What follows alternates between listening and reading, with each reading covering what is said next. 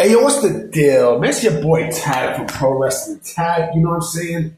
And this is one of two videos programmed here for Black Friday. You know what I mean? Because, man, I just ate some good fucking leftovers, B. Oh, man. Oh, my goodness. The best thing about Thanksgiving is hands down the leftovers. No doubt about it.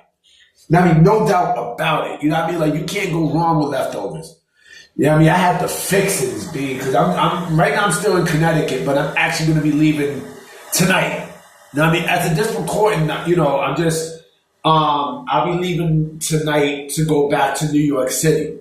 You know what I mean? Because right now I'm still in Connecticut. I'm still in Stamford, Connecticut, and man, I'm having a good time here. I'm having a real good time. Different energy, different atmosphere. Now I'm with my family. You know what I'm saying? I'm downstairs. You know what I mean? So I'm actually using the bathroom here, downstairs in the attic. The WWE headquarters is not too far from where my family's at. Crazy shit, So I want to come with some topic videos today because, again, there's no real wrestling news out right now as we speak. I was hearing about on Wednesday, I was hearing about rumors of Megan Bain as the next person to look over Mercedes after the whole thing with Camille. That's not happening. Why the fuck would Megan Bain want to take a step backwards into, if AEW treated Camille like shit, what the fuck make you think that Megan Bain is gonna be, is gonna be any better? Now come on. And I say this, I feel bad for Mercedes Moné. I desperately do. All right, her attitude might be a little funky and stuff like that, but let's keep it a buck, okay? I understand that, she wanted to do things on her own and stuff, but, the AEW creative is trash. It's trash. AEW creative it's bullshit. It's bullshit, and this is not, there is a massive difference between Sasha Banks and Mercedes Moné. You can see and feel it. You can see and feel it. And this is kind of relative to my topic today about the valuing of gimmick changes and repackaging. So there's a difference between both, changing your gimmick up and repackaging, And so I'm definitely going to mention the difference to some of y'all that might not know. So gimmick change is basically changing your whole character, right? So let's say if I am, my gimmick is I'm a mailman. Right? I'm a mailman and such, and that doesn't work. So I decided to change my gimmick. Again, this time I went from a mailman to a police officer.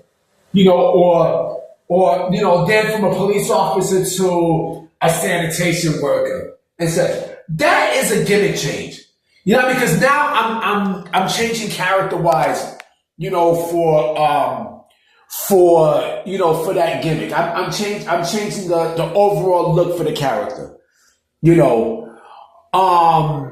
Yeah, basically what a gimmick change is. You are changing characters. Now you become somebody different. They used to do that a lot in the WWF. Great example. Look at Kama Mustafa.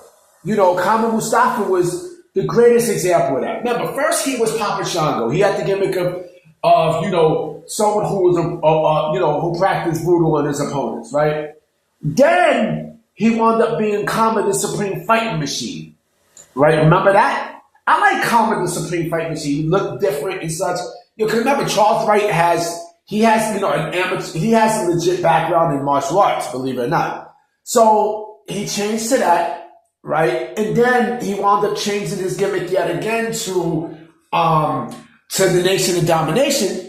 We are the nation of domination. That was an ill theme song, yo. That was an ill theme song. And then, he wound up changing his gimmick again to what made him the most popular, which is the Godfather. And that's the thing too with gimmick changes. Like you wanna change a gimmick, you wanna change a character to something that completely fits you. Steve Austin was the greatest example of that. He went from Stunny Steve to Stone Cold Steve Austin, right? But it has to hit. You know what I mean? It has to hit with the fans. It has to connect with the fans. Triple H, same exact thing. He went from John Levesque, right, to Hunter S. Helmsley, which is basically the same gimmick, but there was no accent in there, right? He was still a blue blood. And then when he went to DX, his character started to slowly phase into his true self, right? And then Triple H, the King of Kings, and such, the Cerebral Assassin, right? Now, repackaging, right? So, remember I said about Triple H going from the Cerebral Assassin to the King of Kings, right? So, packaging is basically, altering, a shift in your gimmick, right? So, an example could be, let's say if I am a serious guy, right? Let's say if I'm a serious guy and such, right?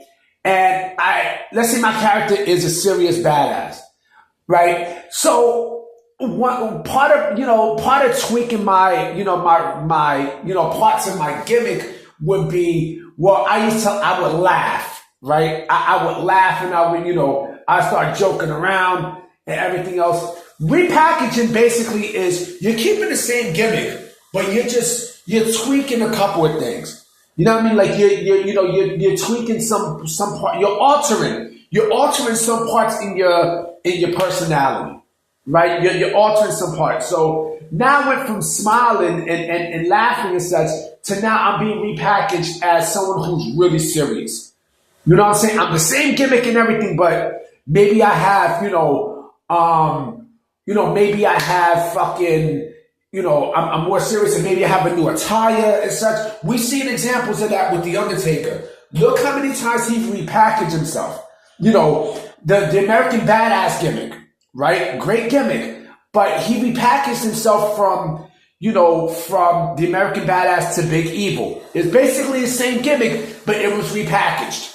Because he was still the same biker, he still had that same biker gimmick and such. But again, he repackaged. And when you repackage, usually, you repackage to, I think, alter where you at either from face to heel and heel to face. Basically, that's what you see. And another person who repackaged like that was, let me see. I said The Undertaker. Yeah, I said The Undertaker. The Usos, but the Usos, they changed their whole gimmick around when they turned heel. Because, that's a gimmick change.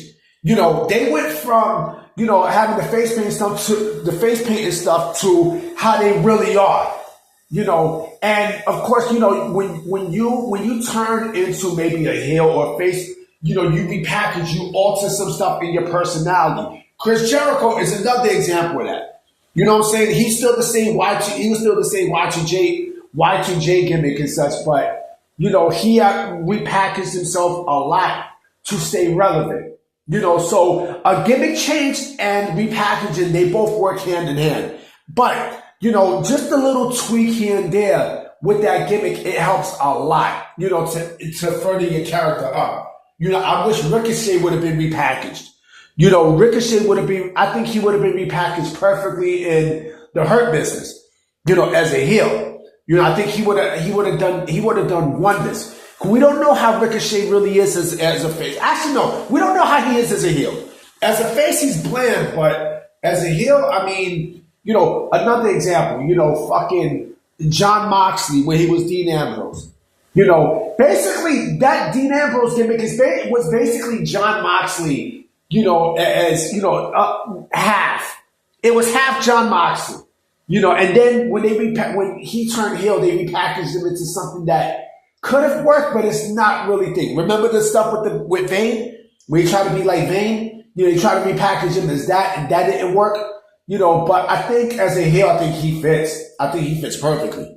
But I just wanted to say this, because I wanted to put this video out there. I'm definitely coming with another on-topic video tonight for sure. So be on the lookout for that. So I'm going to holler at y'all. I'll see y'all tonight. Peace.